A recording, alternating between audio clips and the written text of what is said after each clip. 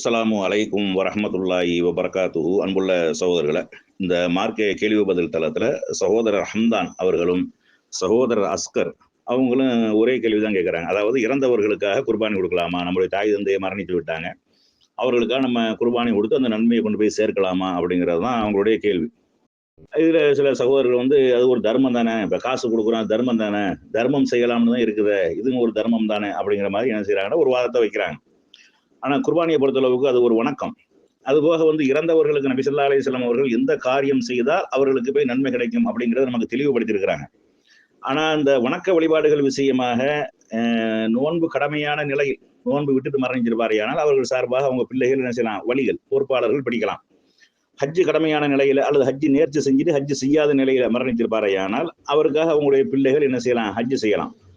அதுபோக அவர்களுக்காக செய்யக்கூடிய பிரார்த்தனைகள், அதுபோக அவர்கள் பேர்ல தர்மமாக ஒரு பள்ளிவாசல், பள்ளிக்கூடம், தோட்டம், துறவுகள், இந்த மாதிரி நீர்நிலைகள் இந்த மாதிரியாக கட்டி கொடுப்பதுதான் அந்த நன்மைகள் தர்மங்கிறதுல போய் சேரும். வணக்க வழிபாடுகள்லாம் போய் சேருமா அப்படின்னா, ஒரு 2 காயத்தை தொழுதுட்டு இது எங்க வாப்பா கொண்டு போய் சேர்த்து, மௌத்தா பண்ண எங்க வாப்பாக்கெல்லாம் சேர்த்துனா சேருமாட்டா, சேராது. சும்மா நம்மளா ஒரு நோம்பு பிடிக்கிறோம், எல்லாம் இந்த நன்மையை என்னுடைய தகப்பனுக்கு போய் சேர்த்துரு அப்படின்னா சேருமாட்டா, சேராது.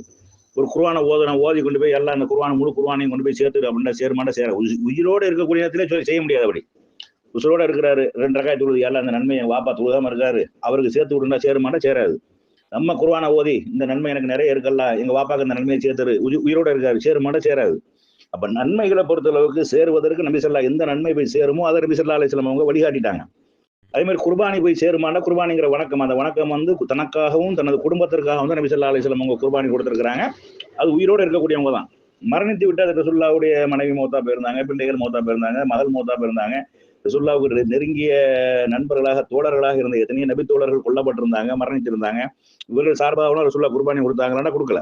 அப்படி ஆதாரபூர்வமான எந்த ஒரு ஹதீஸும் கிடையாது. அதனால இறந்தவர்களுக்காக என்ன செய்யக்கூடாது, குர்பானி கொடுக்க. குர்பானி என்ற வணக்கம் உயிரோடு இருக்கக்கூடியவங்க தான் செய்யணும்.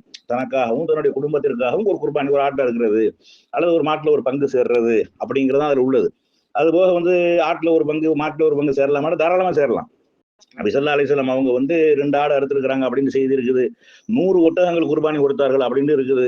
63 ஒட்டகங்கள், 63 நினைக்கிறேன், தனது கையால் அறுத்தார்கள் அப்படின்லாம் ஹதீஸ்கள் இருக்கிறது. அப்ப பகட்டுக்காக பெருமைக்காக இல்லாமல் ஒருவர் 2 ஆடு அறுத்தாலும் பிரச்சனை கிடையாது. ஒரு ஆட்டுக்கு பங்கு சேர்றாரு, அல்லது ஒரு மாட்டுக்கு நான் இன்னொரு பங்கு சேர்ந்துக்கிறேன், 2க்கும் சேர்ந்துக்கிறேன் அப்படின்னு கொடுக்குறாரு. ஏழை எளிய மக்கள் பயன்பெறும் வகையில தாராளமா என்ன செய்யலாம்.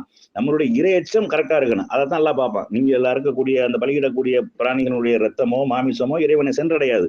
இதுதான் சென்றடையும். தக்குவா இரையச்சம் தான் சென்றடையும் இருக்கக்கூடிய காரணத்தினால பெருமைக்காக பகட்டுக்காக இல்லாமல் எத்தனை வேண்டாலும் எத்தனை பிராணிகள் வேண்டாலும், ஒரு ஒட்டகத்தையே ஒருத்தர் அறுக்கலாமானா தாராளமா இருக்கலாம். ஒரு மாட்டை ஒருவர் அறுக்கலாமானா தாராளமா இருக்கலாம்.